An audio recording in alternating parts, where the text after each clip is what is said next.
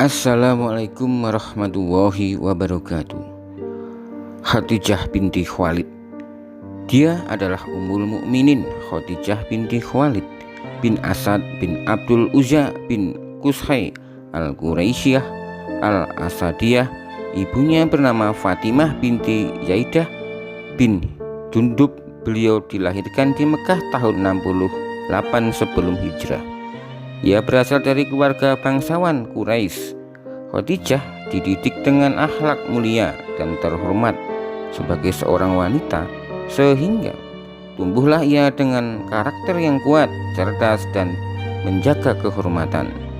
Nasab Khadijah bertemu dengan nasab Nabi Shallallahu Alaihi Wasallam pada kakek kelima, Qusay. Ia adalah wanita pertama yang dinikahi oleh Nabi Muhammad Shallallahu Alaihi Wasallam, orang pertama yang menerima dakwah Islam dan wanita yang paling dicintai beliau. Khadijah di masa jahiliyah. Di masa jahiliyah sebelum kenal dengan Rasulullah, Ummul Mukminin Khadijah radhiyallahu anhu dikenal sebagai seorang wanita yang kaya dan seorang pedagang besar. Ia bekerja sama dengan laki-laki untuk bagi hasil barang dagangannya, karena laki-lakilah yang terbiasa bersafar ke Syam untuk berdagang, sedangkan wanita-wanita di masa itu tidak terbiasa keluar menuju tempat yang jauh. Inilah tradisi Arab. Kalau itu, hal ini juga sesuai dengan sifat menjaga kesucian diri yang beliau miliki. Hari-hari terus berlalu hingga beliau mendengar kisah tentang seorang yang bernama Muhammad bin Abdullah, seorang laki-laki yang berakhlak mulia, jujur, lagi terpercaya. Jarang sekali terdengar di masa jahiliyah ada seorang laki-laki memiliki sifat sedemikian mulia. Ia kirim seseorang untuk menawarkan kerja sama dengan menuju Syam. Ia berikan barang kualitas super yang tidak ia percayakan kepada pedagang lainnya.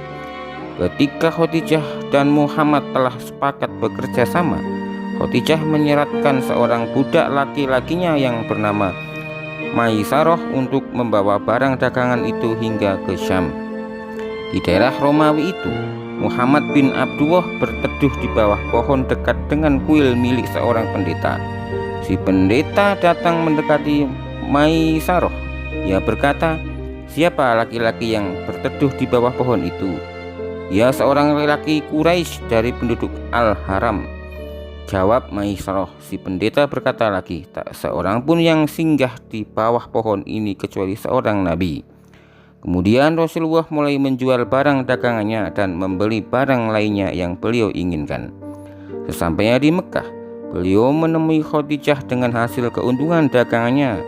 Kemudian Khadijah membeli barang bawaannya. Beliau pun mendapatkan untung berlipat atau mendapatkan untung berkali lipat.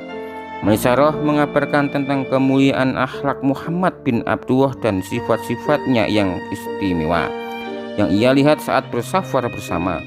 Demikianlah safar ia menampakkan sesuatu yang tersembunyi dari perangai manusia, terlebih safar di masa itu yang kendaraan dan keadaannya tidak senyaman sekarang. Khadijah membuka hati untuk laki-laki mulia. Sebelumnya Khadijah telah menikah dua kali. Pertama menikah dengan Atik bin Aid al-Makhzumi, kemudian ia meninggal, dan yang kedua dengan Abu Halah bin Nabash at-Tamimi yang juga meninggal. Tapi dari Abu Halah ia mendapatkan seorang putra yang bernama Hind bin Abu Halah. Setelah itu Khadijah menutup hatinya dari semua laki-laki. Ia tidak ingin lagi menikah dan memutuskan hidup sendiri. Tapi cerita-cerita tentang Muhammad SAW yang ia dengar dari orang-orang dan dari Maisarah menggoyahkan keteguhannya. Ia begitu kagum dengan seorang laki-laki yang begitu mulia akhlaknya. Tidak hanya mendengar, ia pun membuktikan dan mengujinya. Dengan mengajak kerjasama dalam masalah uang, semakin tampaklah amanahnya dan sifat-sifat mulia lainnya. Dari sini dapat kita petik pelajaran: saat tertarik dengan seorang laki-laki atau perempuan, jangan tergesa-gesa menyatakan perasaan padanya. Uji dulu akhlaknya, apakah kebaikan yang disampaikan seorang tentang benar itu hanya kabar burung saja. Khadijah adalah wanita yang cerdas. ia tidak tergesa-gesa, emosinya stabil, sehingga ia bisa mengetahui kabar tentang Nabi Muhammad tanpa membuatnya merasa malu atau jatuh harga dirinya. Sehingga, singkat cerita, terjadilah pernikahan antara dua orang yang mulia, Muhammad SAW dengan Khadijah binti Khuwailid. Maharnya adalah 500 dirham. Hal ini semakin menegaskan bahwa jodoh seseorang sesuai dengan keadaan dirinya. Pernikahan ini berlangsung saat Muhammad bin Abdullah belum mendapatkan kedudukan istimewa sebagai seorang nabi dan rasul. Sebelum Muhammad dikenal dan memiliki banyak pengikut, sebelum Muhammad kaya dan menjadi pemimpin negara, rumah tangga keduanya berlangsung kurang lebih selama 25 tahun. Muhammad berusia 25 tahun dan Khadijah 40 tahun. Kedua pasangan mulia ini terus bersama hingga Khadijah wafat di usia 65 tahun dan Rasulullah berusia 50 tahun. Ini adalah masa terlama kebersamaan Nabi bersama istrinya dibanding dengan istri-istri yang lain. Khadijah, apa yang terjadi padaku? Aku khawatir terjadi apa-apa pada diriku. Khadijah menanggapi dengan kalimat yang sangat berarti bagi psikologi Nabi. Ia berkata, "Tidak, bergembiralah demi Allah, dia tidak akan pernah menghinakanmu. Demi Allah, engkau adalah seorang yang menyambung silaturahim, jujur ucapannya, memikul kesulitan orang lain, menanggung orang yang tidak punya, memuliakan tamu dan mendukung usaha-usaha kebenaran." Kemudian ia mengajak Nabi menemui sepupunya Warakah bin Naufal. Di masa jahiliyah, Warakah adalah seorang laki-laki Nasrani. Ia menulis Injil dengan bahasa Arab dan ia sudah tua sampai buta karena ketuaannya. Ia memberi kabar baik kepada Nabi. Warakah bercerita bahwa apa yang baru saja beliau jumpai adalah An-Namus, Jibril yang juga datang menemui Musa. Dalam keadaan yang aneh dan membingungkan itu, Khadijahlah orang pertama yang beriman kepada Allah dan Rasul-Nya. Tentu hal ini semakin meringankan beban psikologis Nabi. Nabi tak pernah mendengar sesuatu pun dari Khadijah yang membuat beliau tidak suka, tidak mendustakannya dan membuatnya bersedih. Melalui wanita mulia ini, Allah berikan banyak jalan keluar dan kemudahan untuk beliau saat ia pulang mendakwahkan risalahnya. Khadijah selalu membuatnya jiwa kembali teguh dan bersemangat, meringankan dan membenarkannya di saat orang-orang mendustakannya. Membayangkan keadaan tersebut dan sulitnya merintis dakwah di tengah orang-orang yang mengingkari. Tidak hanya mengingkari, mereka juga memusuhi dan merespon dakwah dengan keagungan. Tapi beliau memiliki istri seperti Khadijah yang melambangkan dan tak pernah mengecewakannya sedikit pun. Dari sini kita tahu mengapa Rasulullah SAW tidak menikahi wanita lain selain dirinya saat ia masih hidup. Khadijah wanita yang cerdas. Semua sumber-sumber sejarah yang menceritakan biografi Khadijah pasti menukilkan bahwa beliau adalah wanita yang cerdas. Hal itu terlihat dari bagaimana Khadijah meneliti sifat Muhammad bin Abdullah sebelum menjadi nabi dan bagaimana ia mampu menegosiasi membesarkan usahanya. Kecerdasannya yang lain adalah saat ia ingin menikah dengan Nabi. Ia memilih seorang utusan yang bernama Nafisah bin Maniyah. Wanita ini ia pilih dan tugaskan meneliti Nabi Muhammad setelah pulang dari Syam, agar ia tidak merasa malu karena umumnya wanita malu menyatakan perasaan terlebih dahulu. Tampaklah seolah-olah Nabi Muhammadlah yang menginginkan Khadijah dan meminta dirinya untuk menikah dengan beliau. Setelah menikah, kembali Khadijah memberi keteladanan dalam kematangan akal dan pikiran. Ia tidak panik tatkala suaminya dalam kebingungan menerima wahyu pertama.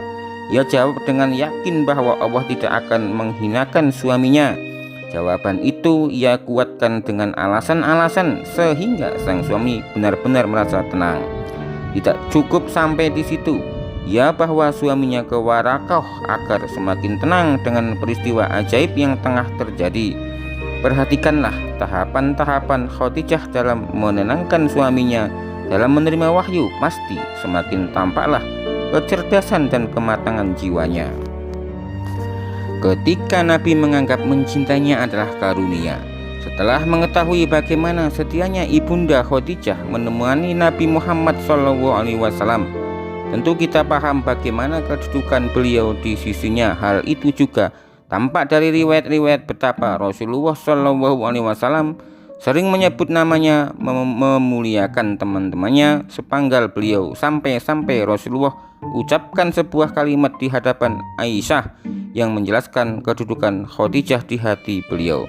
Sungguh Allah telah menganugerahkan kepadaku rasa cinta kepada Khadijah. Hadis riwayat Muslim nomor 240 atau 2435. Wafatnya Ummul Mukminin Khadijah radhiyallahu anhu wafat 3 tahun sebelum hijrahnya Nabi Muhammad SAW ke Madinah. Saat itu beliau berusia 65 tahun. Rasulullah SAW sendiri yang turun memakamkan jenazah sang istri tercinta dengan tangannya yang mulia. Beliau memasukkan jenazah itu ke kuburannya.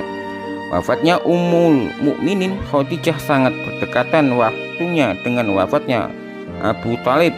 Rasulullah benar-benar merasa sedih dan dengan wafatnya 2 orang yang beliau cintai ini. 2 orang penolong dakwahnya, ditambah lagi sang paman wafat dalam keadaan berada di atas agama nenek moyangnya. Karena begitu sedihnya, Rasulullah tahun ini pun dinamakan tahun kesedihan. Demikianlah kisah Khadijah.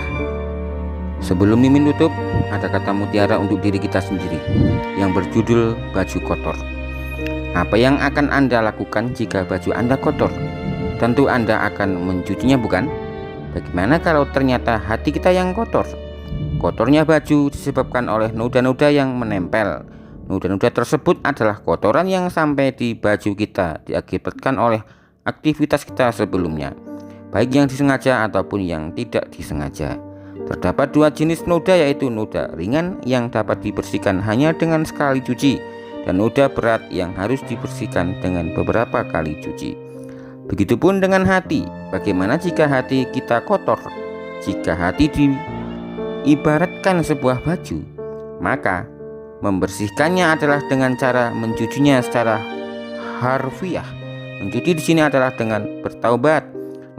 Noda yang menempel pada baju kita pada hakikatnya adalah dosa-dosa yang telah kita perbuat, baik yang disengaja ataupun yang tidak disengaja. Jika diibaratkan noda-noda kecil adalah dosa-dosa kecil, di mana membersihkannya adalah cukup dengan beristighfar atau bertobat sekali saja. Namun, bagaimana jika dosa besar? Kalau dianalogikakan dengan noda besar, maka akan hilang jika baju dicuci berkali-kali, atau dicuci sekali tapi dengan usaha yang sangat besar. Begitupun dengan dosa besar, bisa dibersihkan dengan berkali-kali taubat ataupun dengan sekali taubat nasuha yang dicuci tangisan penyesalan atas dosa besar yang telah diperbuat. Bagaimana jika nodanya telah merusak ke dalam benang-benang baju? Maka kita harus bersabar untuk terus membersihkannya setiap waktu. Begitupun dengan kebiasaan dosa yang telah merusak ke dalam jiwa raga, butuh waktu untuk menghilangkannya. Dan kita harus bersabar serta tidak berputus asa dari rahmat Allah Subhanahu wa Ta'ala. Renungan kolbu yang kedua. Alkisah, terdapat seorang anak yang sudah belajar ilmu agama sangat lama. Setelah belajar, sang anak pulang menemui ayahnya dan meminta izin kepada beliau untuk menjadi pendakwah di sebuah negeri yang jauh. Sebelum memberi izin, sang ayah pun meminta sang anak pergi ke pasar untuk membawa seorang yang lebih rendah derajatnya dari anaknya tersebut. Sang anak pun pergi ke pasar.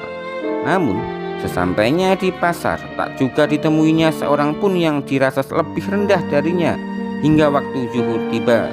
Selepas zuhur, ia pun sholat. Selepas sholat zuhur, ia melihat seorang kakek tua yang sejak sebelum sang anak masuk masjid hingga selesai sholat dan keluar masjid, sang kakek tua ini tetap berada dalam posisinya di pasar dan tidak menunaikan sholat. Dia pun berpikir untuk membawa kakek ini kepada ayahnya. Dia merasa lebih baik dari sang kakek karena dia sholat, sedangkan beliau tidak sholat. Tetapi kemudian sang anak berpikir, bagaimana jika 5 menit lagi kakek ini sholat? terlintas dalam kepalanya bahwa sang kakek lebih tua dari dirinya dan beliau mungkin sudah beramal lebih lama darinya. Tak jadilah dibawa sang kakek tua itu ke rumah. Sang anak pun kembali berputar di pasar dan tak dijumpainya juga seseorang yang lebih rendah daripadanya, hingga dia melihat seekor anjing. Anjing itu pun hendak dibawanya. Namun ketika hendak membawa anjing itu, ia terpikir bahwa dirinya bisa jadi lebih rendah dari anjing. Mengapa? Karena di hari kiamat anjing tidak akan dihisap dan mungkin akan menjadi butiran debu, sedangkan dirinya sebagai manusia akan dihisap dan bisa saja dirinya menjadi penghuni neraka. Akhirnya dia kembali ke rumah menemui ayahnya dengan tangan hamba. Sang anak pun berkata kepada ayahnya bahwa dia tidak menemukan satu orang pun yang lebih rendah dari derajatnya. Sang ayah kemudian pun berkata, "Pergilah, kau sudah layak menjadi seseorang pendakwah." Renungan yang ketiga. Suatu hari Sayyidina Umar bin Khattab radhiyallahu anhu membagikan kurma kepada para sahabatnya. Tiap orang sahabat mendapatkan satu buah kurma. Kemudian datang Sayyidina Ali radhiyallahu anhu, diberikan beliau sebuah kurma pula. Tiba-tiba Ali meminta Umar untuk menambah kurma untuknya. Umar pun berkata, "Jika dalam mimpimu Rasulullah memberikanmu lebih dari sebuah kurma, maka akan aku beri." Ali terkaget mendengar perkataan Umar, karena semalam Ali benar-benar bermimpi bertemu Rasulullah. Dan dalam mimpi itu Rasulullah memberi Ali sebuah kurma. Terjadilah dialog antara Umar dan Ali. Ali pun bertanya, "Wahai Amirul Mukminin, bagaimana engkau bisa tahu mimpiku? Apakah masih datang wahyu lagi sepeninggal Rasulullah?" "Sungguh tadi malam aku bermimpi bertemu Rasulullah dan diberi sebuah kurma oleh beliau." Umar menjawab, "Ya Abul Hasan, sesungguhnya tidak ada wahyu lagi sepeninggal Rasulullah. Semua itu hanya firasat, dan berhati-hatilah dengan firasat seorang mukmin." Semoga kita bisa mengambil pelajaran dari kisah ini. Amin. Demikian cerita Siti Khadijah dan renungan untuk kolbu untuk diri kita. Dari Mimin, jika ada salah Mimin minta maaf. Mimin akhiri. Assalamualaikum warahmatullahi wabarakatuh.